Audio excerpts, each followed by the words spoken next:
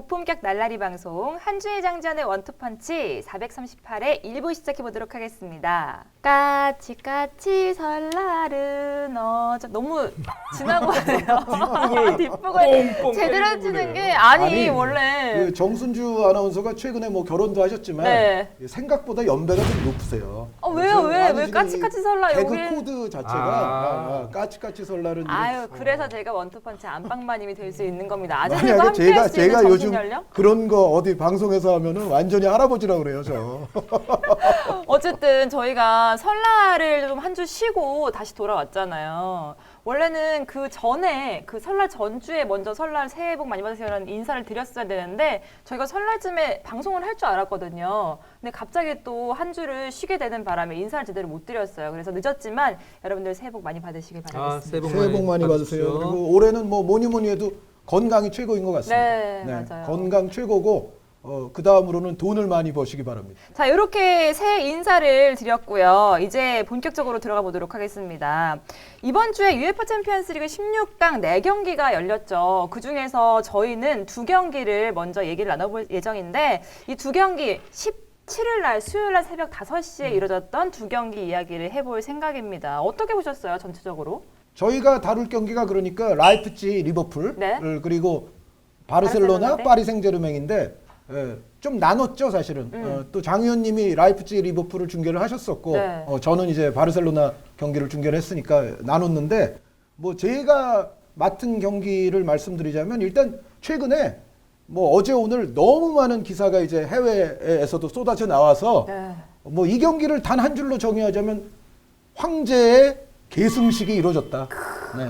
물론 메시 선수는 여전히 잘합니다. 메시 같은 플레이를 하는 선수가 뭐 지금도 사실 뭐 메시밖에 없지만 그럼에도 불구하고 앞으로의 축구에서는 역시 음바페 선수가 정말 중요한 주역 가운데 한 명임이 틀림없다. 네. 이러한 것이 뭐 우리가 뭐 몇 년 전부터 음바페 선수 실력은 다 알고 있었지만 공식적으로 어떻게 보면 뭐 증명이 된 경기가 이 경기라는 생각이고 네이마르 선수가 이제 부상으로 못 나온 게 네이마르 그렇죠. 선수에게는 조금 안타깝기는 한데 네이마르 선수가 빠짐으로 인해서 메시와 음바페의 대결이라는 구도는 더 확연하게 정립이 됐던 것 같아요. 그러니까 예를 들어 메시 선수의 후배인 네이마르, 음바페 선수의 선배인 네이마르 선수가 또 사이에 있었으면 이 메시 대 음바페라는 구도가 약간은 좀 흐려질 수도 있었는데 네이마르 선수가 또 우연찮게 안타까운 부상으로 빠지는 바람에 메시 대 음바페 이 구도가 확연했었는데 여기서 결국 뭐 축구가 개인 종목은 아니지만 그래도 음바페 선수가 엄청난 퍼포먼스 그리고 엄청난 대기록을 세우면서 앞으로의 황제임을 또 증명을 했다는 생각이고 한마디만 더 드리자면은 요거는 뭐 다룰 경기는 아니지만 그 다음 날 홀란드 선수가 또 세비야를 상대로 사실 그렇죠. 세비야는 홀란드만 아니었다면은 세비야가 그렇게 졌을 것 같진 않아요. 그러니까 어떻게 보면 세비야를 파괴시킨 것도 거의 뭐 홀란드의 원맨쇼였다고 볼 수가 있는데 홀란드 선수가 경기 이후에 어떤 인터뷰를 했냐면 그 전날 음바페 선수가 바르셀로나 상대로 해트트릭을 하는 걸 보고 내가 엄청나게 모티베이션이 됐다.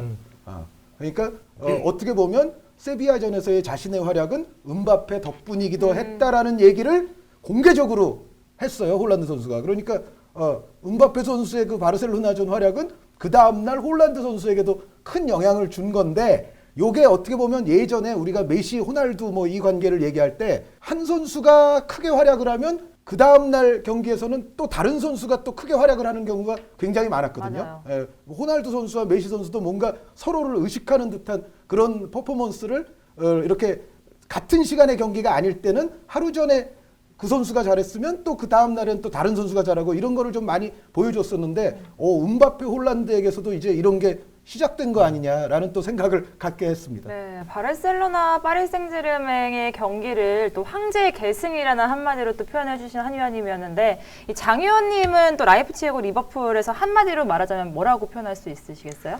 클롭 감독이 네. 그래도 경험에서 한 수 위였다. 오. 그렇게 생각이 듭니다. 네. 물론 이제 라이프치히가 전체적으로 실점 과정에서는 실책에 의한 실점들이 이루어지긴 했지만 두 감독 간의 어떤 전술적 대결에서도 클롭 감독이 사실상 완승이었거든요. 네, 그런 부분에서는 물론 나겔스만 감독이 촉망받는 감독이긴 하지만 역시 경험적인 부분에서는 아직 독일 선배인 클롭 감독이 우위였다. 그렇게 한마디로 물어보시니까 네. 얘기할 수 있을 것 같습니다. 근데 사실 3연패 리버풀이었고 4연승의 라이프치히였잖아요. 그렇기 때문에 경기를 그 안으로 들여다보기 전까지는 이 흐름대로 가지 않을까라고 좀 믿는 팬분들도 많았단 말이에요. 그렇죠. 경기 전에는 오히려 라이프치히는 그 전 리그 경기에서 우파메카노나 또 자비처나 아담스나 이런 선수들을 선발해서 빼줬어요. 네. 그러면서 로테이션도 시켰고 기동력에서 역시 최근에 리그에서도 그렇고 센터백들이 거의 부상으로 전멸한 리버풀이 레스터 시티전에서 계속 키퍼와 최종 수비수 간의 커뮤니케이션 부재, 또 여러모로 라인 컨트롤의 미스, 이런 수비적인 문제가 최종 수비 라인에서 드러났기 때문에 전적으로 최근 흐름에서는 뭐 리버풀은 참 힘든 지금 분위기에서 들어갔고, 맞아요. 라이프치히는 최근에 폴스나인 운영을 확실하게 좋은 전술화해서 상승세 흐름을 유지를 하고 있었기 때문에 대부분 아마 기동력에서도 그렇고 전술적인 부분에서도 크게 라이프치히는 아직 구멍은 없었다. 라이프치히의 우세를 보는 사람들도 꽤 있었지만, 하지만 리버풀은 오히려 라이프치히의 단점을 잘 활용했죠. 네. 그건 클롭 감독이 전술적으로 이긴 부분입니다. 뭐 구체적인 얘기는 또 좀 이따 하겠지만. 알겠습니다. 자, 그럼 바르셀로나 파리 생제르맹 얘기를 좀 더 깊게 들어가 보도록 할게요. 지금 파리 생제르맹이 굉장히 4대1로 승리를 거뒀단 말이에요. 메시가 PK를 했을 때까지만 해도 이대로 흐름이 가나 막 싶었는데 갑자기 막 뒤바뀌었어요. 일단 잘한 팀, 이긴 팀 파리 생제르맹 얘기부터 하자면 포체티노 감독 교체 효과를 분명히 보고 있는 것 같아요. 그러니까 뭐 투엘 감독이 뭐 떨어진다 뭐 그런 얘기라기보다는 전체적으로 이제 투엘 감독이 파리 생제르맹에 좀 있으면서 시간이 가면 갈수록 특히 이제 최근에 그 팀을 떠나기 조금 전에 파리 생제르맹의 모습을 보면 과거에 비해서 전진 패스 비율도 좀 줄어들고 있었고요. 네. 전체적으로 뭐 볼을 오래 갖고 있더라도 뭔가 좀 공수 전환의 속도를 높이는 플레이라든가 좀 과감한 전진이라든가 이런 부분들에 있어서 조금 예전에 비해서는 약간 미적지근한 상황이 연출이 되고 있었고, 그리고 뭐 들리는 얘기들에 의하면 투엘 감독과 선수들 간의 관계도 조금 좋지 않은 방향으로 흐르고 있었어요. 그러니까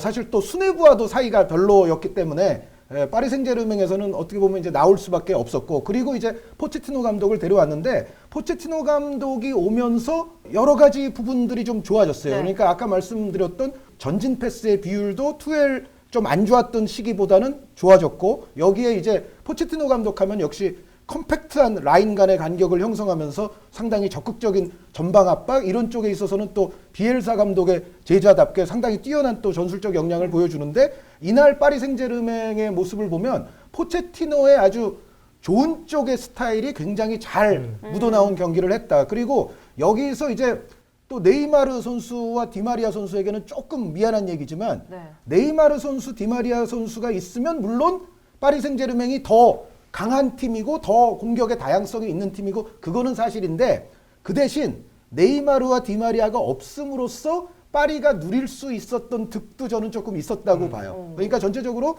전원 선수들이 뭔가 조직적이고 아주 기동력적이고 이런 부분에 있어서 공수 양면에서 열심히 뛰는 모습들을 고려했을 때는 네이마르, 디마리아가 있었을 때보다 파리가 오히려 조직력이라든가 기동력이라든가 또 수비 가담이라든가 이런 부분에 있어서는 오히려 조금 더 향상된 팀이 될 수도 있지 않았나. 그러니까 이거는 절대로 네이마르, 디마리아가 있어서 파리가 더 약해진다는 얘기가 아닙니다. 또 이거 오해가 발생할 수 있을까 봐 말씀을 드리는데, 바르셀로나를 상대할 때 어떤 그 팀 구성에 있어서는 네이마르와 디마리아가 빠진 것이 반드시 손해는 아니었다는 것이 여러 가지로 조금 증명이 됐어요. 그러니까 오히려 바르셀로나의 요즘 모습을 보면 역시 기동력이라든가 뭐 피지컬이라든가 이런 부분에서 조금 더 압박해서 들어가는 것이 바르셀로나에게는 더 치명적일 수도 있는데, 네. 그 부분들이 모이세 켄 선수가 또 들어가고 이런 또 베라티 선수가 공격형 미드필더로 뛰고 이런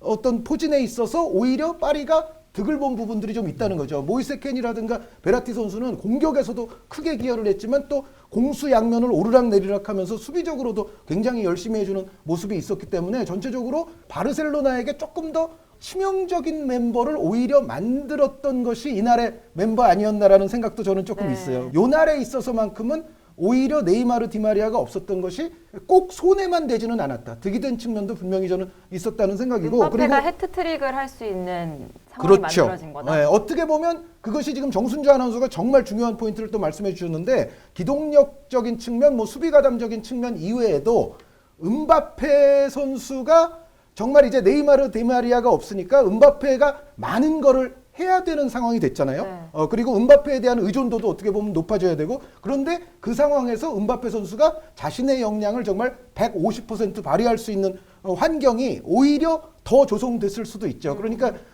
네이마르 선수가 있으면 아무래도 모든 볼들이 네이마르를 거쳐서 플레이가 되고 이렇게 되는 경우가 많을 텐데 음바페 선수가 아주 독보적인 에이스로 이날은 활약을 해줘야 되는 상황에서 전체적인 공격이 이제 음바페 선수에게 많이 집중이 되면서 음바페 선수가 여러 가지를 좀 더 많이 보여줄 수 있는 그런 여건도 어떻게 보면 더 성숙이 됐다. 네. 그런 부분도 파리가 누릴 수 있는 장점 중에 하나였고 이제 못했던 팀 바르셀로나 입장에서 보자면 바르셀로나는 제가 중계 중에도 몇 번 언급을 했지만 사실 올 시즌 바르셀로나가 최근에는 뭐 폼이 좀 괜찮았다고는 합니다만 전체적인 올 시즌을 보면 어느 정도 수준이 좀 높은 팀과의 대결에서는 바르셀로나가 경기 결과가 다 안 좋았어요. 네, 맞아요. 내용도 안 좋았고 그러니까 레알 마드리드에게 패했죠. 아틀레티코 마드리드에게 패했죠. 세비야에게 최근에 코파델레이에서 또 0패를 했죠. 여기에 뭐 빌바오는 뭐 그 정도 레벨은 아니라고 볼 수 있겠지만 빌바오를 상대로 슈퍼컵을 또 놓쳤죠. 이제 이런 바르셀로나의 올 시즌 흐름들을 봤을 때는 그러네요. 상대 공격수가 파괴력이 좋고 상대가 또 기동력이라든가 피지컬 조직력적으로 좀 좋은 경기를 하는 날에는 바르셀로나가 굉장히 애를 먹거든요. 대패를 하죠. 그렇죠. 그런데 말씀드렸던 대로 포체티노의 파리 생제르맹은 지금 투헬 말기보다는 훨씬 조직적으로도 좋아진 팀이 됐고 여기에 음바페를 선봉장으로 해서 전체적인 파괴력과 기동력, 수비 가담, 조직력도 좋은 경기를 했는데 이러면은 사실은 바르셀로나가 이날 올 시즌의 전체적인 패턴을 봤을 때는 무너질 수 있을 확률이 매우 높았다. 네. 그리고 이게 비단 뭐 올 시즌뿐만이 아니라 여러분들께서 다 잘 아시다시피 바르셀로나는 최근 챔피언스리그에서 매 시즌 지금 이른바 참사를 이어가고 있잖아요. 계속 좀 유사한 유형의 참사들이 이어지고 있는데 어떻게 보면 또 그 연장선상이라고도 볼 수가 있어요. 그래서 바르셀로나가 정말로 좀 생각을 해야 되는 것은 제가 이거는 뭐 비단 오늘 드리는 말씀이 아니라 전부터 뭐 바르셀로나 문제 나올 때 말씀을 드렸지만 메시, 차비, 이니에스타의 시대는 다시 오지 않아요. 그러면은 그 이후에 전체적인 바르셀로나가 뭐 쿠티뉴, 덴벨레, 뭐 그리즈만 등등 뭐 실패한 어떤 영입이라든가 뭐 이런 얘기도 많이 있습니다만 바르셀로나가 정말 실패한 부분은 메시, 차비, 이니에스타 그리고 이른바 티키타카 이 시대가 좀 이제 내리막이 되면서 사실은 MSN을 또 갖다 놔서 그 티키타카의 내리막을 MSN의 화력으로서 또 좀 덮을 수가 있었는데 MSN까지도 이제는 다 파괴가 된 상황 아닙니까? 그러면은 바르셀로나는 뭔가 좀 생각을 좀 잘했어야 된다. 그러니까 뭐냐면 지금 파리 생제르맹에게 대패를 했던 이 경기까지도 피케 선수 부상에서 돌아오니까 피케 선수 바로 썼고 부스케츠 선수 여전히 주전으로 썼고 이런 스타일의 경기를 하려고 했는데 제가 봤을 때는 진작에 바르셀로나도 자신들이 정말 잘했던 그 영광의 순간을 똑같이 경기력적으로 재현할 수가 없는 시대가 됐다고 하면 뭔가 피지컬이라든가 스피드라든가 이런 부분에 있어서 더 좋은 선수들을 요소에 좀 많이 배치를 해놨어야 되는데 이날 경기에서 음바페 선수에게 결정적으로 많이 이제 고전을 했던 예를 들어 데스트 선수 같은 경우에도 민첩성은 있지만 기본적으로 파워 면에서 데스트 선수가 음바페 선수에게는 기본적으로 고전할 수밖에 없는 상황이라는 거죠. 네. 여기에 이제 실점 장면에서도 나타났지만 덴벨레 선수의 수비 가담도 사실은 기민하게 이루어지지 못하면서 퀴르자와 선수와 음바페 선수가 같이 공격으로 올라올 때는 거의 뭐 바르셀로나는 오른쪽 측면에서 굉장히 애를 먹는 경기를 장시간 했는데 사실은 그런 부분들도 바르셀로나가 영입 정책이나 이런 데 있어서 조금 더 이제는 사실 수비 같은 부분에서 좀 더 힘을 발휘할 수 있는 선수들 좀 더 빠르면서 피지컬적인 능력도 있는 선수들 위주로 조금씩 팀을 바꿔놨어야 되는데 전혀 그게 이루어지지 못하고 예전 같은 이제 MSN 파괴력도 없고 메시, 차비, 이니에스타 같은 정말 마술적인 티키타카도 없고 그런 상황에서 선수들의 피지컬이라든가 파워, 스피드 이런 부분은 전혀 개선되지 않았고 오히려 이제는 노쇠한 선수들이 많이 존재한단 말이죠. 이런 팀을 유지해 놓고 사실 파리 생제르맹 같은 팀 혹은 뭐 바이에른 뮌헨 같은 팀 이런 팀의 스피드와 체격 조건, 파괴력 이런 거를 상대한다고 하면은 이거는 바르셀로나는 뭐 무너질 수밖에 없는 조건이 이미 많이 갖춰져 있었던 거 아니냐라고 저는 생각을 합니다. 바르셀로나 얘기 쭉 들으니까 한마디로 진작에 했어야 될 세대 교체 여전히 보드지는 똥꼬지 이렇게 오. 정리를 할 수 헤드라인 딱 있겠네요. 나왔네요. 네, 파리는 여전히 네. 젊고 뭐 그래도 여전히 또 그 파레데스 뭐 전성기에 있는 나이대에 있는 선수들이나 베라티도 그렇고 젊은 나이에서 올라가는 선수들 연령대들도 괜찮잖아요. 네. 거기에 뭐 베테랑 같은 한방 있는 이카르디도 있고 동기부여가 된 모이세켄도 있고 여러모로 밸런스들이 괜찮은 것 같아요. 바르셀로나보다는. 네. 파리도 사실은 최근에는 예전에 음바페 선수 그리고 그 이전에 네이마르 선수를 연타로 영입했을 때만큼의 돈을 쓰고 있지는 못해요. 파리 입장에서도 그리고 FFP 룰이라는 것도 무시할 수가 없기 때문에 파리도 이제는 선수 비싸게 사오려면은 자신들의 선수를 먼저 처분해야 되고 그런 상황이고 옛날만큼 돈을 못 써서 최근에 파리가 데려온 선수들을 보면은 뭐 하피냐 선수라든가 플로렌치 선수라든가 사실 그렇게 고액의 선수들이 아니거든요. 그래서 파리도 예전만큼 데려오진 못하는데 그럼에도 불구하고 파리가 바르셀로나에 비해서 구단 정책적으로 봐도 굉장히 영리하게 영입을 더 잘했다.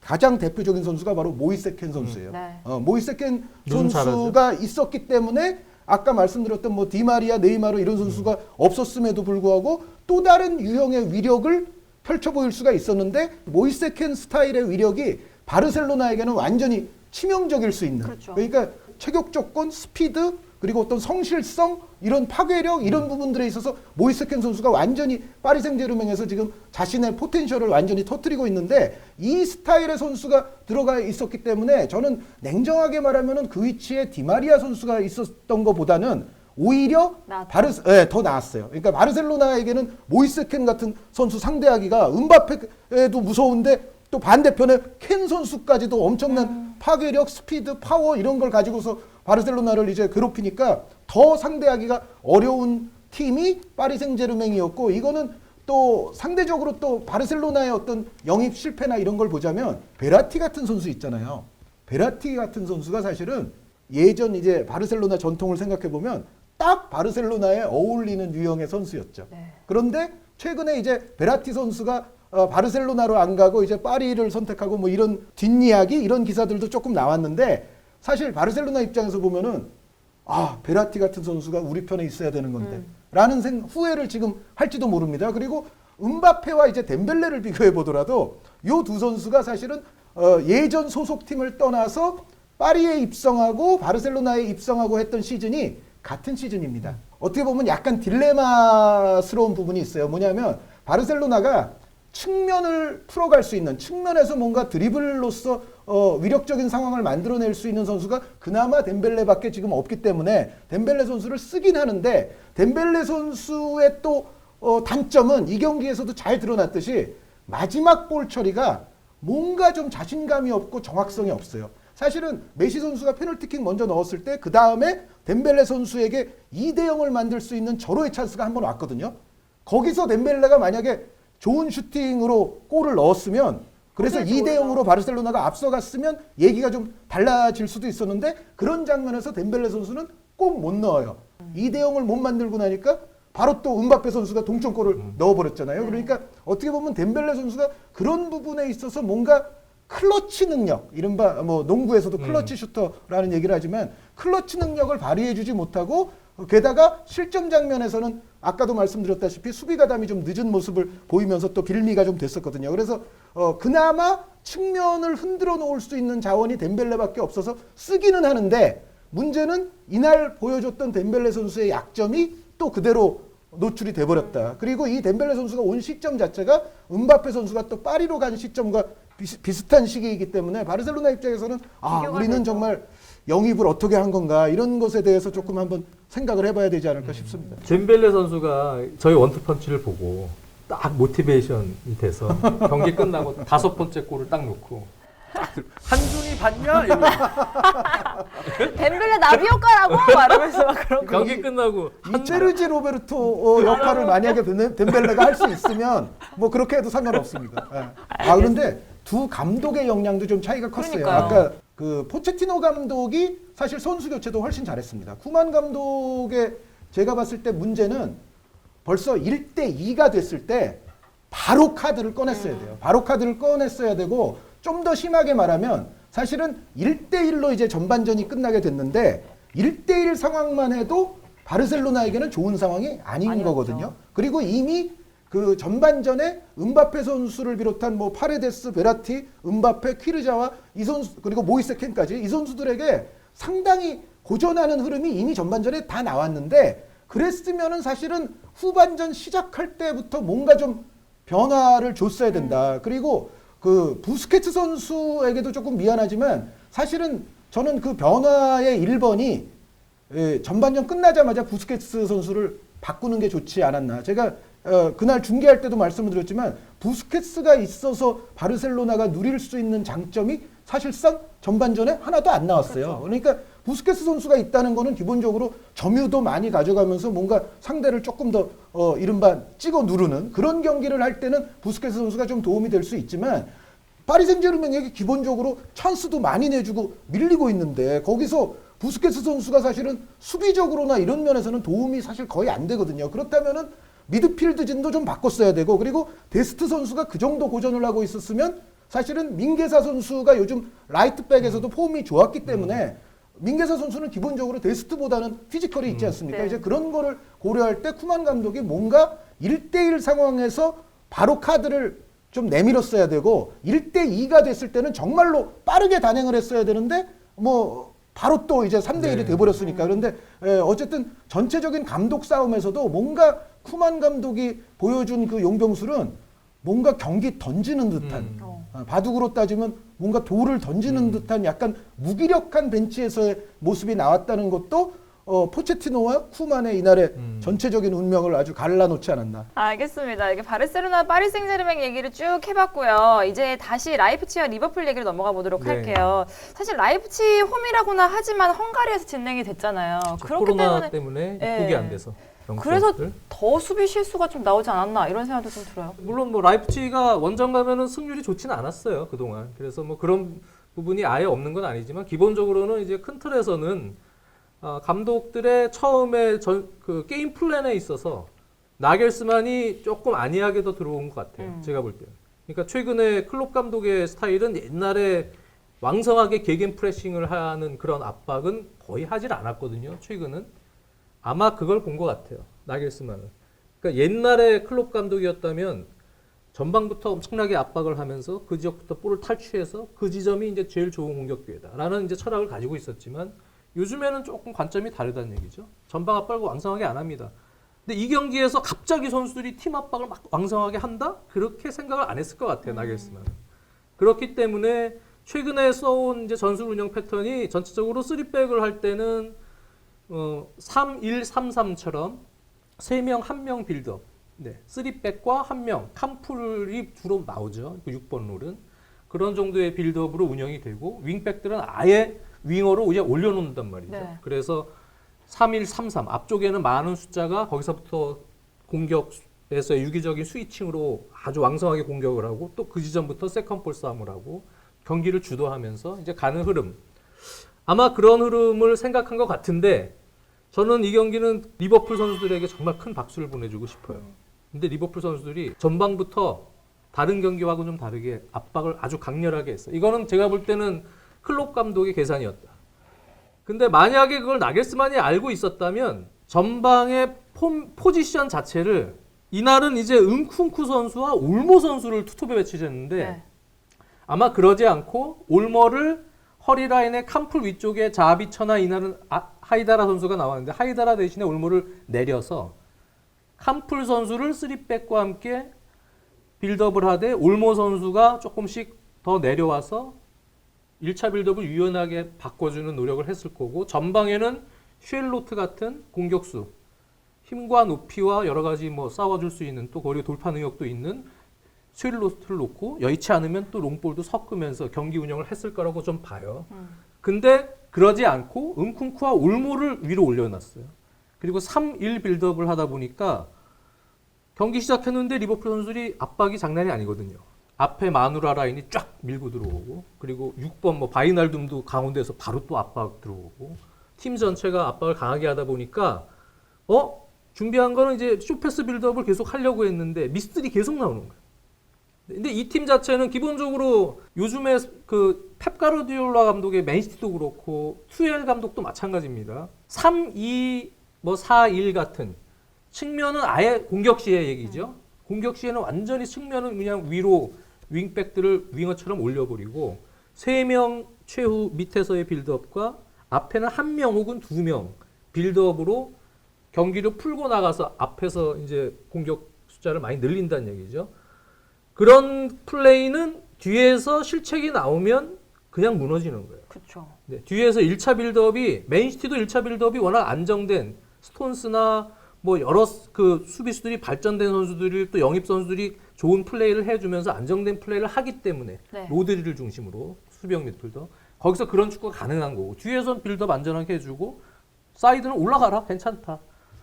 그 첼시도 티아고 실바 부상으로 최근 빠졌지만 티아고 실바 중심으로 그런 플레이 앞에서 조르지뉴 코바치치가 받쳐주니까 올라가라 사이드는 이렇게 되는 거예요. 근데 여기서 이제 미스들이 나오면 이 축구는 약점이 다 드러나게 돼 있단 말이죠. 근데 그게 이제 드러난 거예요. 이 경기는. 그래서 그래서 라이프치히가 맨시티만큼 정교하진 못해요. 그럼요. 기본적으로. 그러니까 근데 실수의 확률이 맨시티보다는 근본적으로 더 큰 팀이에요. 뼈 때리는 한마디네요. 네. 네. 근데 이제 3백에 대한 초이스도 저는 잘못했다고 봐요. 그런 상황이라면은 사실은 이날은 우파메카노를 중심으로 무키엘레 선수와 클로스타만이 들어왔거든요. 네. 3백에. 근데 무키엘레 대신에 오르반 같은 선수가 조금 컨트롤할 수 있는 능력의 선수가 더 오히려 낫었죠. 근데 무키엘레도 그렇고 전체적으로 압박이 강하게 오는데 앞에는 캄풀 선수밖에 도와주질 않고 그러다 보니까 자비처가 올라갔다가 이건 안 되겠네 이러고 도와주러 올 수밖에 없고 올모는 저기가 올라가 있고 문제가 계속 된 거예요. 그 상황을 놓치지 않았어요. 그래서 하나는 자비처가 내려와서 도와주다가 백패스 미스가 나왔고 그렇죠. 하나는 우파메카노 옆에 무켈레 쪽에서 클리어링 미스가 나와서 실점이 됐는데 두 개를 다 살라랑 마네라가 탁탁 넣어줬어요. 그래서 두 골을 만들어냈는데 이 팀의 또 수비수들은 주도를 하고 뒤에서 이제 앞에 있는 공격수들에게 탁 인터셉트를 하거나 뭐 이런 수비들을 상당히 잘하는데요. 뒤로 경합을 시켜놓으면 리그에서도 그래요. 빠른 윙포드들이나 이런 선수들은 쫓아가면서 경합하는 데는 약점들이 많이 드러나요. 근데 오히려 클롭 감독은 압박을 일단 해라. 거기서 실책 유발시켜서 거기서 바로 득점하는 루트. 그리고 뒤에서 본인들이 이제 빌드업을 할 때는 최근에 계속 라인 컨트롤이 오잔 카박이 새로 들어와서 두 번째 경기란 말이에요. 조던 앤더슨하고 센터백으로는. 센터백들이 지금 다 나가 떨어졌으니까. 근데 이제 그 상황에서는 라인 컨트롤도 잘 확실하지 않고 앞에서 1차 빌드업을 짧게 가다가 미스가 나오면 여지없이 뒷공간이 좀 위험한 거예요. 핸더슨한테는 오히려 살라 쪽. 왜 그러냐면 그쪽은 앙헬리뇨가 상당히 많이 올라가 있거든요. 그쪽으로 바로바로 롱패스들을 많이 시도하게끔 한 것 같아요. 그리고 쇼패스, 허리를 거치는 것보다는 허리가 좀 위험하니까 바이날둠이 중심을 잡아야 되는 빌드업이었기 때문에 티아고도 내려와서 도와주지만 그런 불안 요소를 줄이기 위해서 롱패스 뷰를 올려서 바로바로 상대 3백의 뒷공간으로 경합을 시켜놓고 약점을 이용했다는 얘기죠. 거기서도 또 찬스를 많이 잡고 바로 올라가서 세컨볼에서 커티스 존스나 티아고 알칸타라나 이런 미드필더들, 바이날둠까지도 쭉 올라가서 측면 풀백 2명도 로퍼스 나놀드도 마찬가지입니다. 그런 기회들을 오히려 잘 잡으면서 주도권도 밀리지 않았다. 네. 그리고 라이프치히의 경기 압박 스타일은 맨 최전방에 있는 공격수들이 바로 그 수비수들의 압박을 하는 것보다는 약간 폴스나인처럼 뒤로 빠졌다가 사이드나 중앙으로 올 때 한꺼번에 에워싸는 압박들을 많이 하거든요. 그 팀은 사이드로 돌리면 바로 3명 에워싸고 그리고 또 중앙으로 들어오면 약간 그 중간 지점에 있던 공격수들도 같이 에워싸서 압박하고 그런 압박인데 오히려 팬들이 볼 때는 조던 앤더슨이 미드필더로 계속 못 가고 있기 때문에 수비수들이 없으니까 수비수를 지금 센터백을 봐주고 있잖아요. 네. 그래서 조던 핸더슨이 미드필더로 못 가서 없으니까 미드필더 운영이 잘 안 된다라고 생각하지만 이 경기는 일장일단이 있는 거예요. 클롭은 그걸 이용했죠. 오히려 조던 핸더슨은 압박 방해를 많이 받질 않는 거예요. 그러다 보니까 킥하기가 좋죠. 중거리 패스를 정확하게 계속 해줄 수 있는 루트가 된 거죠. 그런 부분이 오히려 리버풀의 컨셉에는 더 잘 맞는 경기로 들어간 거죠. 그런 상황에서 계속 말렸죠. 나겔스만. 조별리그에서도 맨유에게 계속 크게 한번 당한 적이 있잖아요. 그런 축구가 한번 말려서 계속 뒷공간, 사이드 공간 털리면은 그 다음부터는 또 순식간에 무너지는 성향도 있단 말이에요. 네. 라이프치히가. 이제 그러한 과정이 사실은 2대0밖에 안 됐지만 나올 수도 있었던 거죠. 또 하나는 또 최전방 공격수가 확실히 없는 부분은 분명히 약점이 되는 것 같아요. 그렇죠. 네.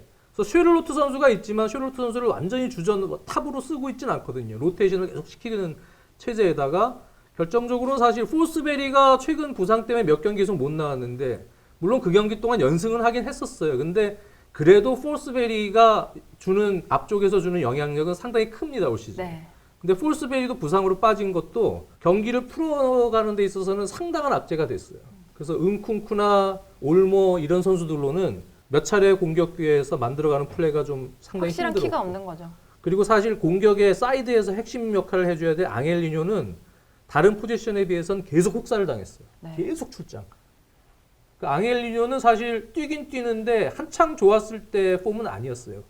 몸이 좀 무겁고 날카로움이 좀 떨어져 있는 움직임에 있어서 그런 부분이 있었다는 얘기죠. 그래서 전체적으로는 라이프치히가 질만한 경기를 했다. 그리고 클롭은 지금 현재 스쿼드에서 전력 분석을 확실히 하고 상대 약점을 철저히 공략하는 최고의 경기를 펼쳤다. 저는 네. 그렇게 보고 있습니다. 아니 클롭 감독도 굉장히 만족스러운 경기다라고 인터뷰에서 얘기했고 선수들도 그 안 좋았던 흐름에서 확실하게 좀 자신감을 얻은 것 같은 느낌이 들거든요. 근데 여기 이 경기에서 또 많은 또 한국 팬분들은 황희찬에 대해서 굉장히 궁금해하더라고요. 아, 황희찬 선수 골이 안 들어갔어요. 네. 아, 네. 아우 그렇게 비켜가요.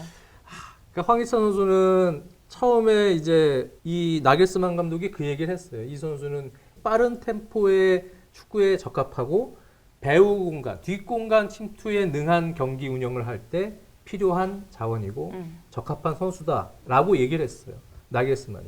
그 경기는 리버풀도 사실은 라인을 많이 끌고 올라와서 세컨볼 싸움을 하러 들어왔기 때문에 뒷공간 움직임이 좋은 선수가 필요했는데 은쿵쿠는 전방위적인 플레이어지만 사실은 전문적으로 공간으로 들어가는 유형의 전문 공격수가 아니었고요. 네. 올모도 마찬가지고.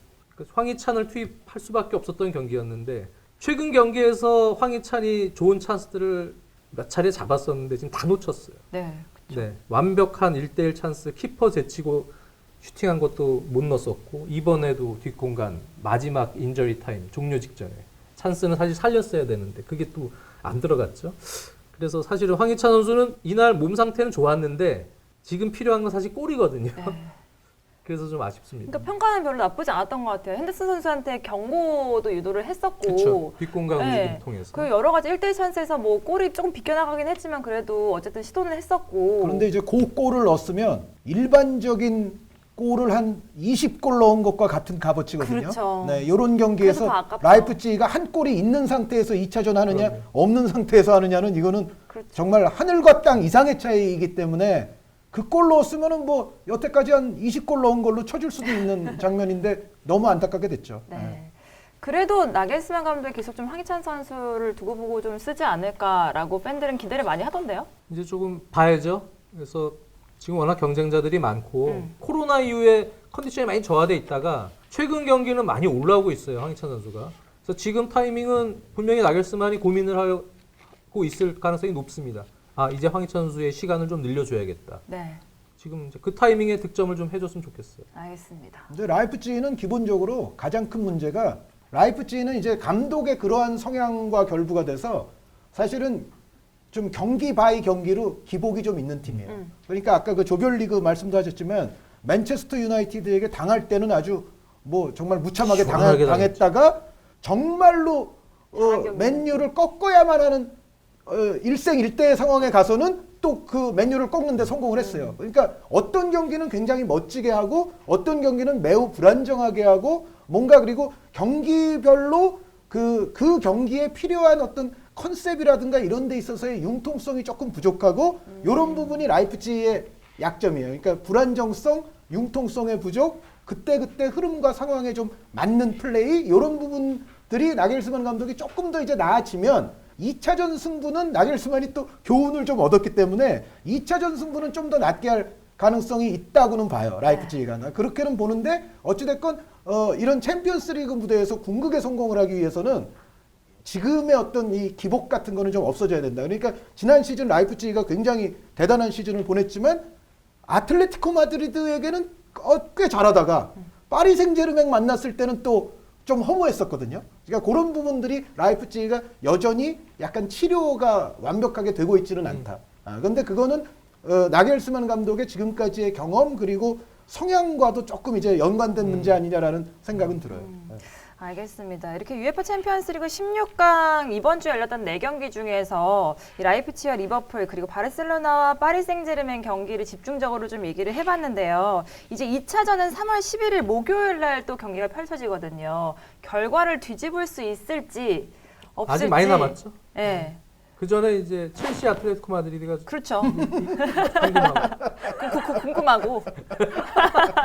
어쨌든 그렇습니다. 이렇게 얘기를 해보니까 점점 더 UEFA 챔피언스리그 16강 경기들, 남아있는 경기들이 기대가 되는 것 같아요. 여러분들 잘 즐겨주시기 바라겠고요. 저희는 또 계속 이 경기들 복귀하면서 여러분들과 또 이야기 나누는 시간을 갖도록 하겠습니다. 자, 월요일에는요. 반짝반짝 빛나는 별들에 대해서 또 이야기를 해볼 거거든요. 그렇기 때문에 진짜 샛별들. 네, 샛별들 정말 반짝반짝 빛나는 2003년생. 어린 새,별들. 2003년생이 있군요. 2003년생, 2004년생도 있는데요. 그래요? 네. 저랑 비슷한. 네. 2003년생으로. 네, 저랑 비슷하게 태어난 그런. 네. 네, 알겠습니다. 네, 그럼 월요일 날 2부에서 뵙겠습니다.